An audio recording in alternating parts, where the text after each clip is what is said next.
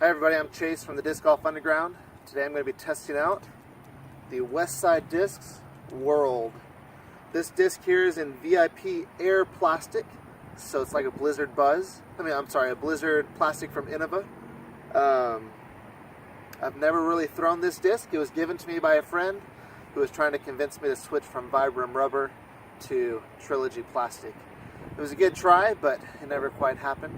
And as I was going through some random discs today, I saw this one and thought I'd give it a shot. I'm here at Northside Christian Church. It's a great course up here in the north side of Houston. It's early January of 2017. Nice and sunny outside. Great day for some disc golf. We'll test this disc out, see how it works. The speed ratings on this, it's a 14.414.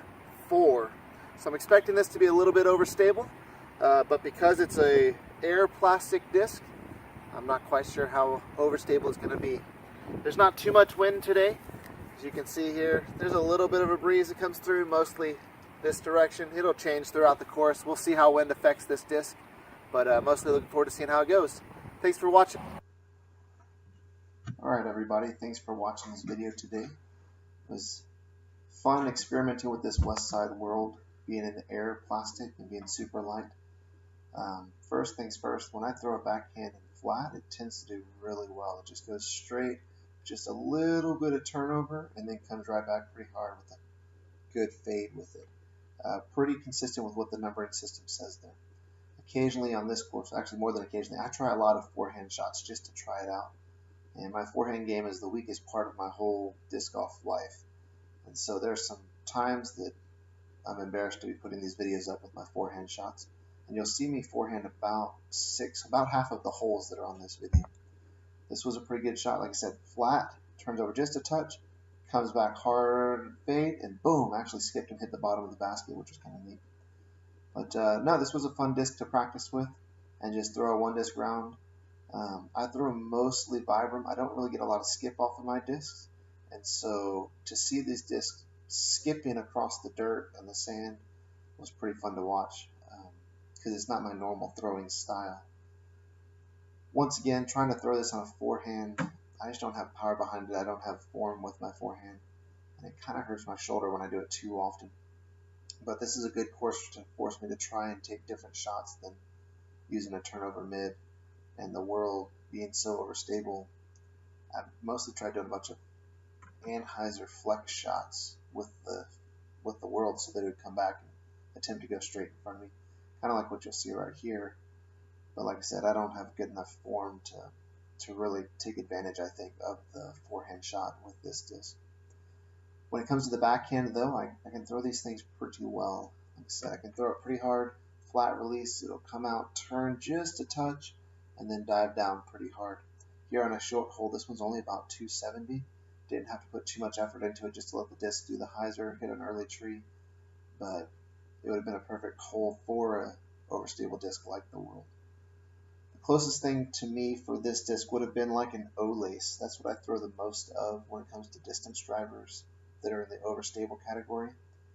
Comparing it, it's pretty similar to the O-laces that I throw in this light plastic at least. So light as in I'm able to get it to do the turn that I needed to right off the top and with a pretty good hard fade at the end.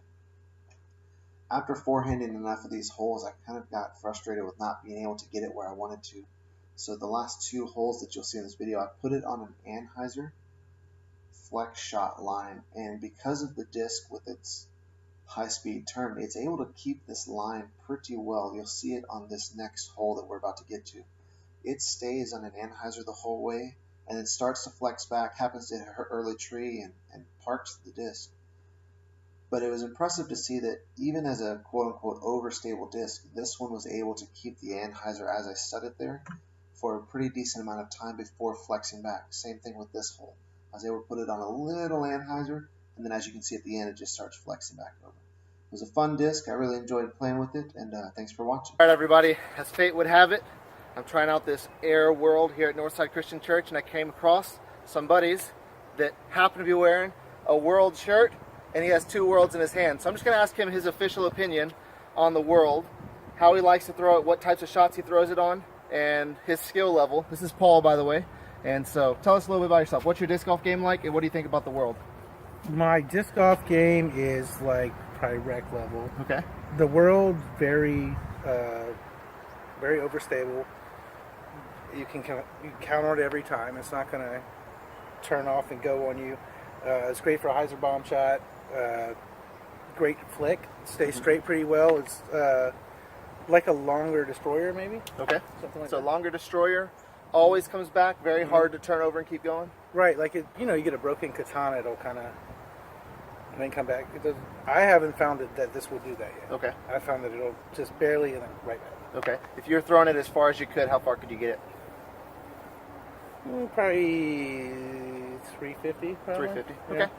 So Paul, he likes the world. He wears the shirt. He carries 2 of them, and we just happen to run across him. I'm going to end my video early. I'm going to jump in around with these guys, and we'll talk with you later. Bye.